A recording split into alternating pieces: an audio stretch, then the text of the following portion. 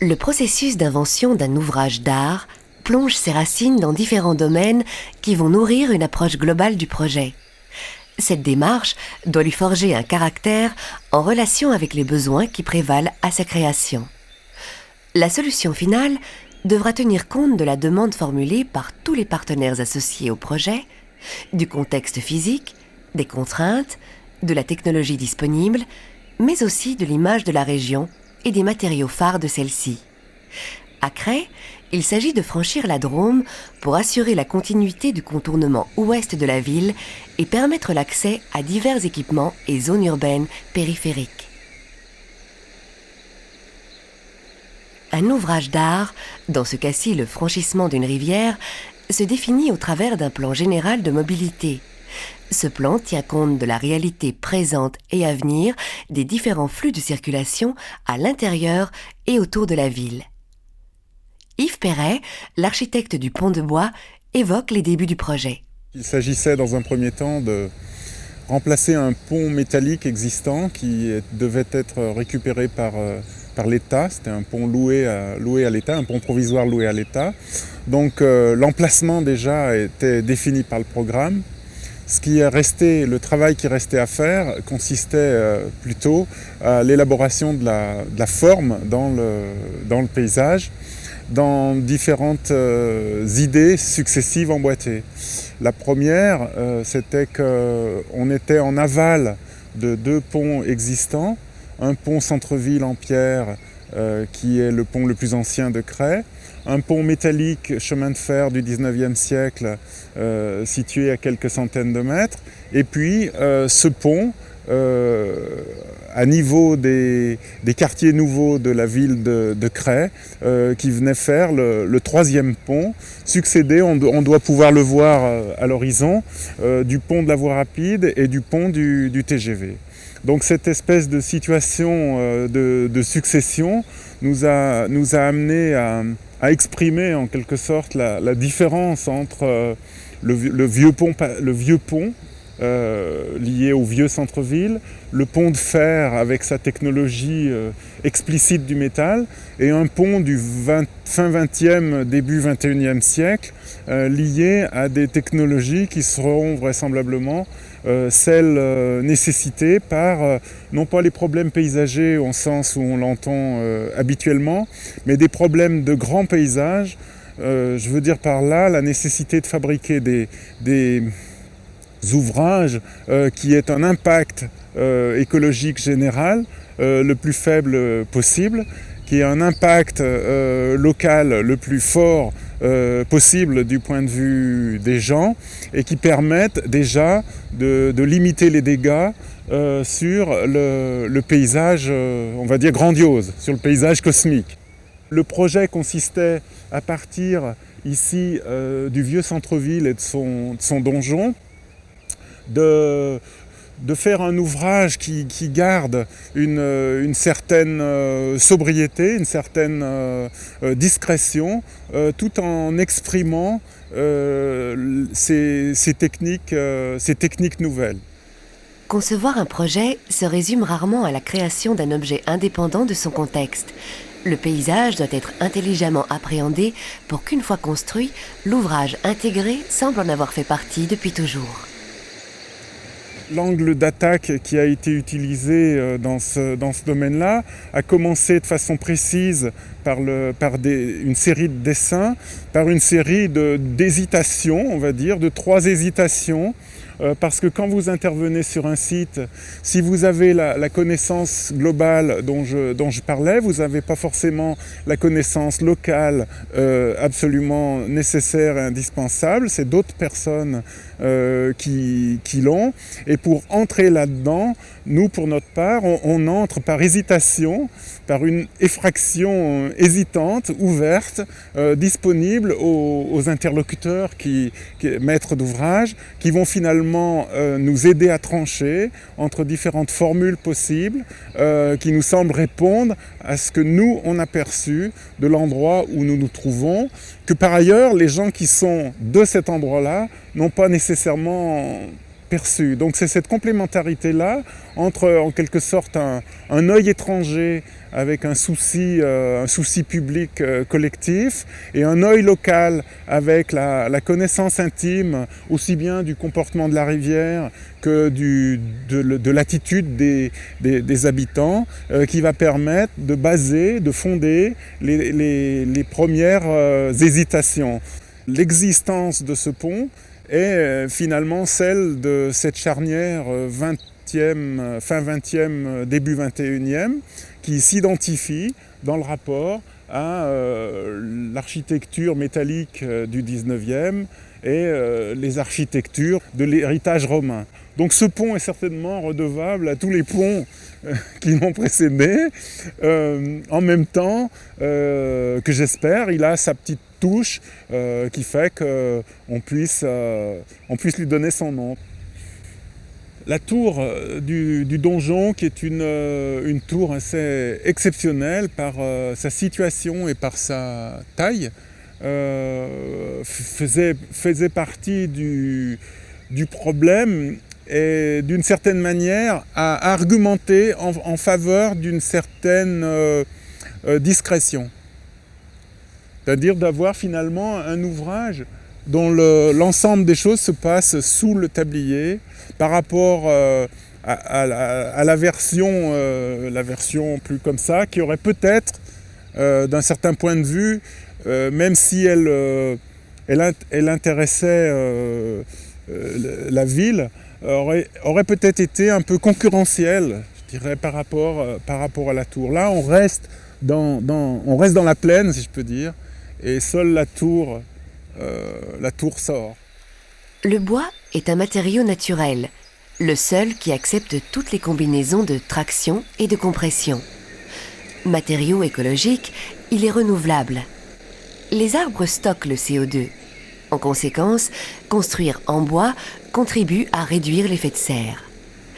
En comparaison avec les autres matériaux comme le béton ou l'acier, il nécessite relativement peu d'énergie pour sa transformation en un matériau de construction.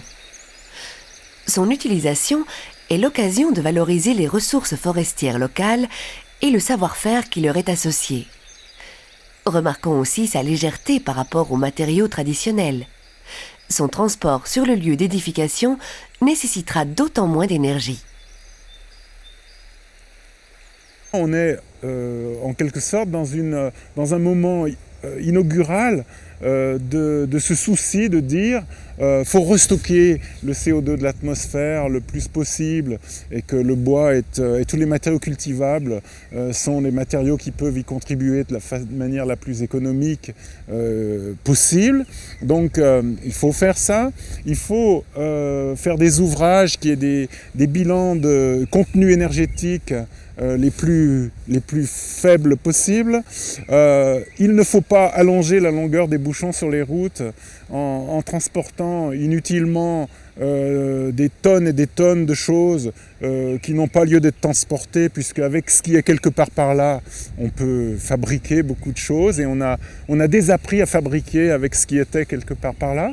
Donc ce travail de se dire qu'un yaourt n'a pas besoin de faire le tour de l'Europe avant d'être mangé est une chose qui pour nous est vitale aujourd'hui dans la mutation de passage d'une civilisation inutilement hautes énergies à une civilisation efficacement basses énergies. Ces considérations ont porté le choix du maître de l'ouvrage, la mairie de Cray, sur un pont en bois. Dès lors, le matériau bois a été une donnée de départ pour la conception du nouveau pont.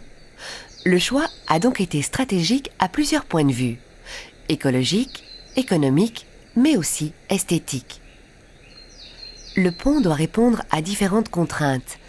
Autoriser le passage de véhicules. À Cray, le tonnage maximum est limité à 3,5 tonnes pour éviter d'emmener de bruyants poids lourds dans des quartiers à vocation résidentielle.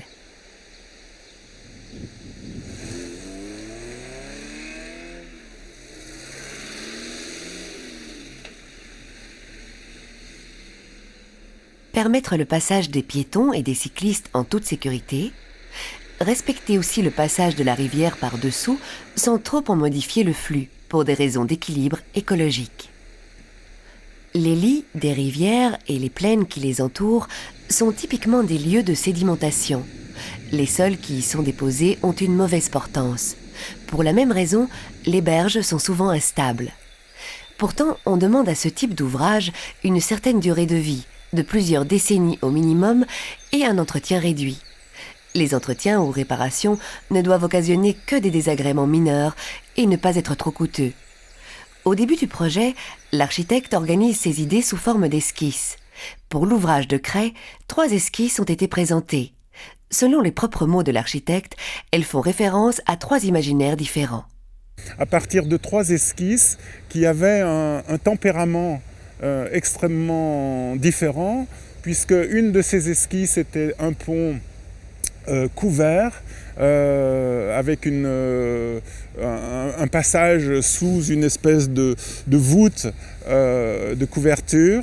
Une solution qui était un pont suspendu avec une pile qui était sur la rive droite, donc câble en acier, tablier en bois et pile de suspente en bois.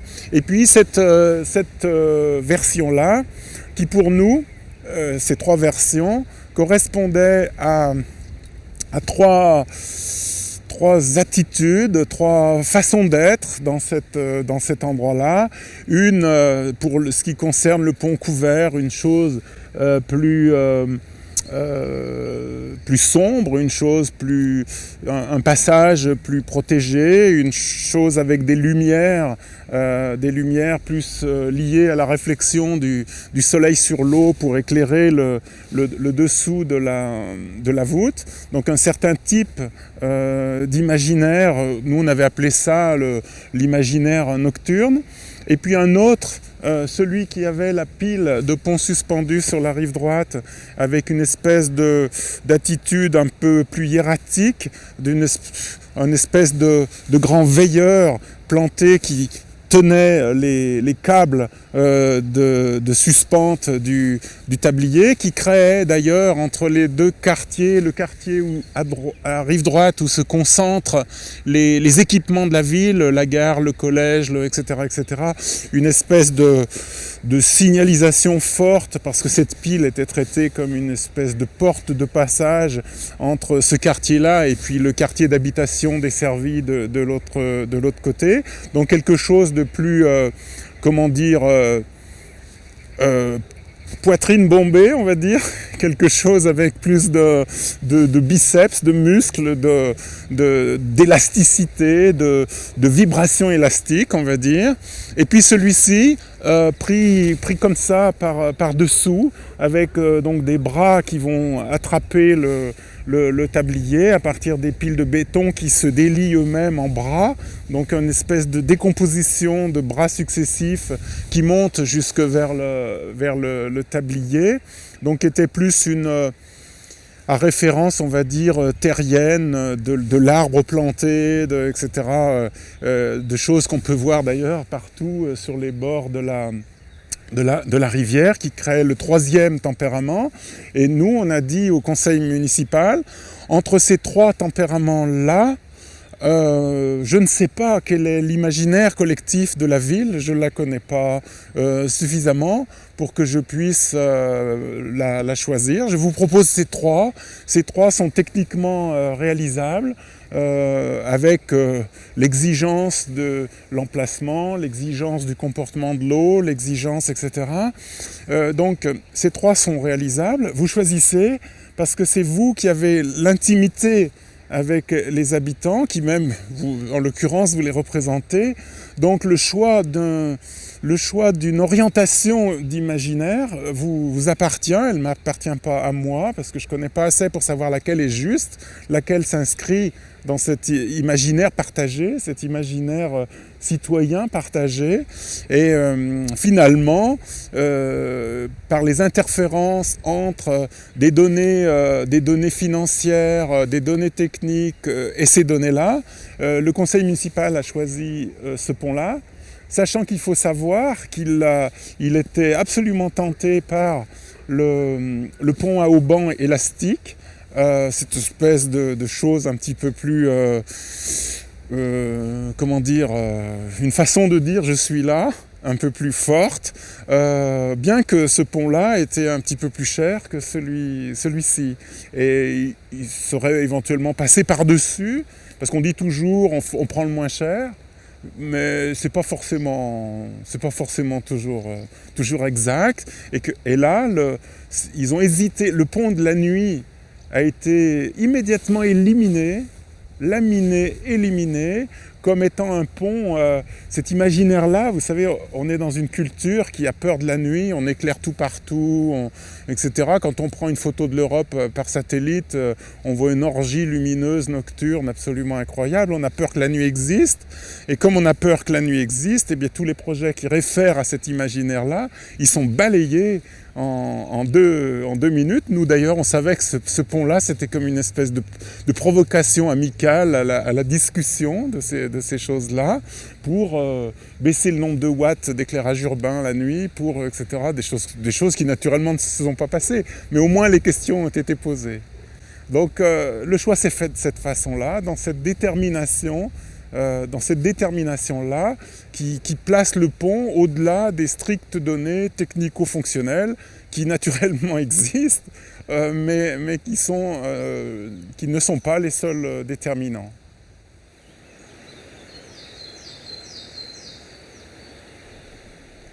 Le travail de mise au point du projet réunit de nombreuses compétences et de multiples interlocuteurs. Représentants de la mairie, architectes, ingénieurs, techniciens des bureaux d'études et des entreprises, et bien sûr, les spécialistes de la rivière.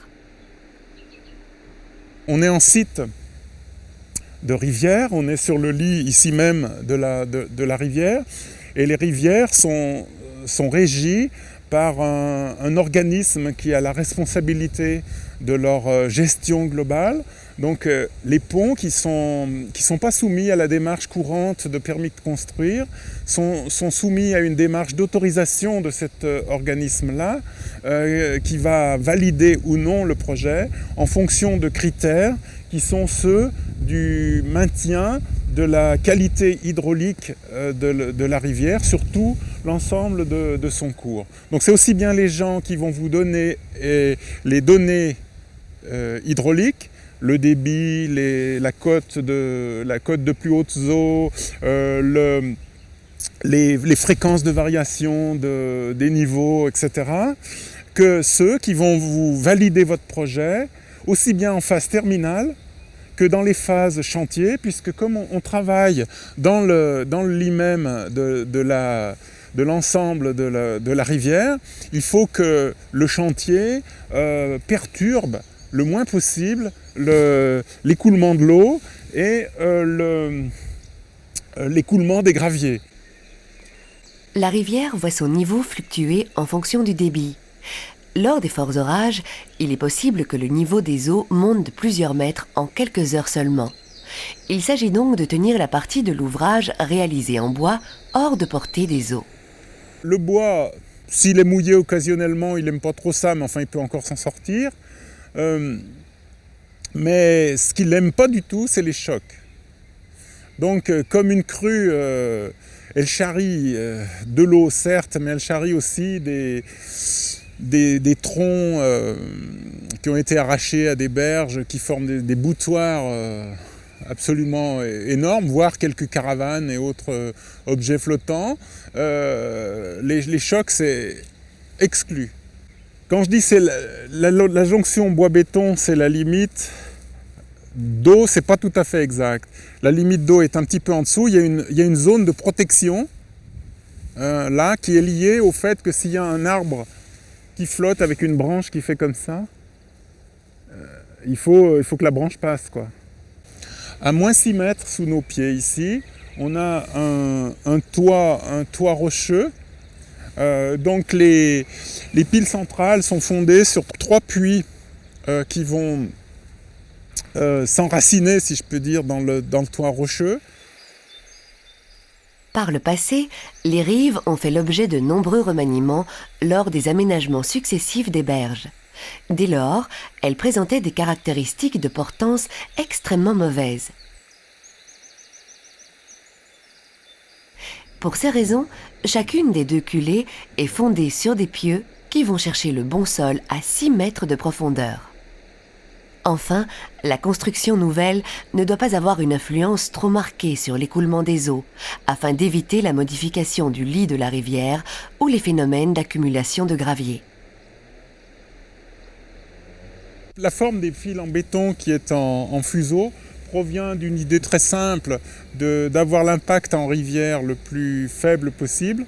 Et du point de vue, on pourrait dire, des images auxquelles elle réfère aussi bien à la forme du poisson qu'à la forme du bateau, qu'à la forme de l'amande, qu'à la forme d'une espèce de gros pied qui viendrait s'installer en s'évasant comme ça vers sa partie inférieure et qui donne cette espèce de puissance nécessaire au contraste avec les dispositions plus filigranes du bois. Donc cette forme-là, ensuite se développe en 1, 2, 3, 4 cônes qui sont comme des bras écartés de cette manière, en ayant dessiné l'angle pour que à la fois il soit à la limite entre, on pourrait dire, la puissance et la fragilité. On a essayé de faire que, d'un point de vue plastique, on ait l'impression que l'angle soit aussi ouvert que l'accepter le matériau pourrait être à la limite de sa possibilité d'ouverture et de résistance à l'effort. En plus de son propre poids, l'ouvrage peut être sollicité par les véhicules et la foule. Du tablier, les sollicitations seront réparties sur les poutres en bois lamelées collées. Chacune de ces poutres trouve appui sur des jambes de force en bois, appuyées sur des bras en béton. Ceux-ci font transiter les charges vers les pieux qui les fondent pour ramener les charges sur le socle rocheux. Par ailleurs, des sollicitations plus complexes résultant de charges différentes seront analysées et résolues par les concepteurs. Dans le plan, on pourrait dire dans le plan vertical où nous sommes, le contreventement général des éléments stabilité dans ce sens-là est réalisé par la triangulation des jambes de force. Et dans l'autre sens, il est réalisé pour la stabilité notamment des efforts liés au vent, il est réalisé par l'ensemble du platelage qui fait poutre au vent. S'ajoutent à cela des éléments de stabilité secondaires, comme par exemple les éléments d'entretoise qui tiennent les poutres verticales au-dessous du tablier et qui viennent localement réaliser un contreventement local stabilisant les poutres dans leur propre plan et d'autre part transmettant les efforts des consoles, annulant les efforts des consoles d'une face sur l'autre. Le bois, du fait qu'il se présente de la manière dont il se présente, invite à la fragmentation. La fragmentation des ouvrages permet des hauteurs statiques importantes, donc une économie de matière importante. Ça veut dire qu'on peut faire par exemple un pont en bois qui serait une dalle massive qui franchirait avec le même nombre d'appuis et les mêmes culées cet ouvrage-là, sauf qu'on aurait un cube de bois absolument considérable à mettre en œuvre. La hauteur statique, qui d'ailleurs ici était à notre goût un tout petit peu trop limitée, permet d'affiner considérablement les structures, donc d'avoir une structure plus légère, une quantité de bois mise en œuvre plus faible, donc un coût, donc une impression de légèreté, donc etc. Toutes choses